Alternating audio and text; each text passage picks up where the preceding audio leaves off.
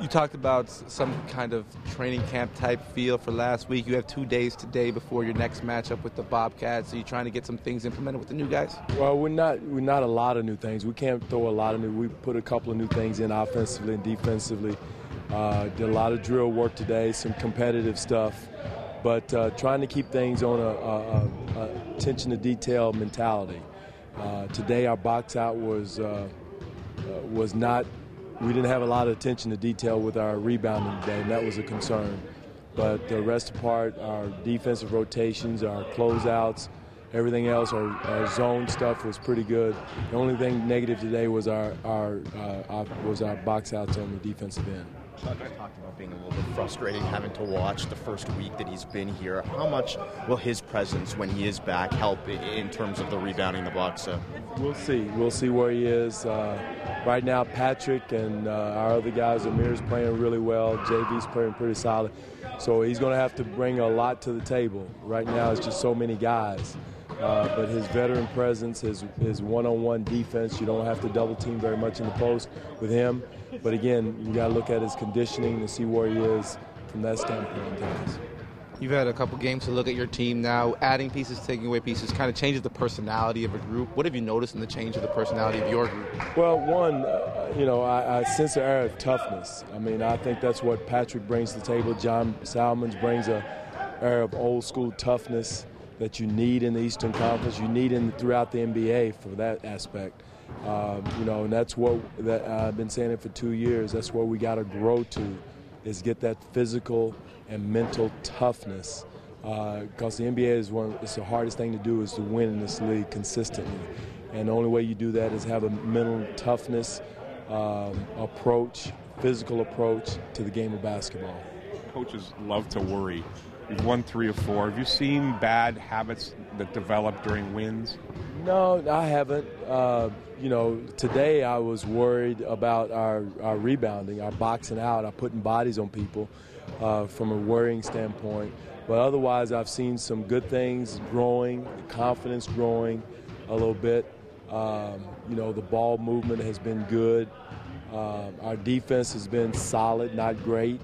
We still, believe me, Doug, we have a lot of stuff to work on. We're nowhere near where we need to be and can't be happy or satisfied with anything we've done in these 3 or 4 games. What's confidence do for a group? A lot. You have confidence in your shot, confidence in yourself defensively, getting stops, just making a play, making a basketball play, moving the ball. Not only confidence, I think the trust factor has increased. Trust in the pass. I see the ball movement increasing because guys give it up and they're trusting that they're going to get it back. So, and again, there's no disrespect to any of the trade or anything else. I just see that as our growth in the last couple of weeks. Dwane, because toughness can mean a lot of different things to different people, when you talk about Patrick Patterson's toughness and Solomon's toughness, what did you see Saturday night that in particular that showed you that toughness or was on the Well, playing through contact, playing through contact. You get hit, you still make a play. You don't get knocked off your mark. You fight through a screen. When they top block you, you don't stop and go the other way. Okay, you got me. No, you're going to bust through a play in that situation. The board play, you hitting somebody in the paint, going getting a rebound. All those are physical aspects of the game, not only on the defensive end, on the offensive end too. You got to play physical offense.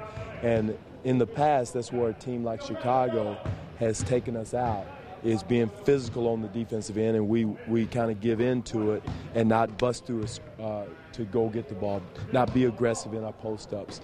And that's a step I've seen us grow to, and our new guys that come in, it's kind of a natural DNA thing for them. Terrence Ross, is he done with the opportunity, what you expected of him? For the Philly game he did. I thought the San Antonio game he did. I didn't. The Chicago game wasn't consistent from a shooting standpoint. But the great thing with Terrence, he did in the Chicago game, even though he didn't have the juice, so to speak, in the Chicago game, he came with the rebounding. He made passes. He got defensive plays, made defensive plays. So that was a positive on his part, even though he didn't shoot the ball well or do well offensively numbers-wise. but he did the other things, and that's what you want to see from a young player is if your shot's not falling, do something else to help us win. You had said before that he was kind of clamoring for minutes. Now that he has them, does that help his confidence? Do you think that can make a guy get more confident? It should, but you got, again, the NBA is about the next night. Whatever you got to do to get that energy, that focus, and that bounce, that second night, you've got to do it, and that comes from experience.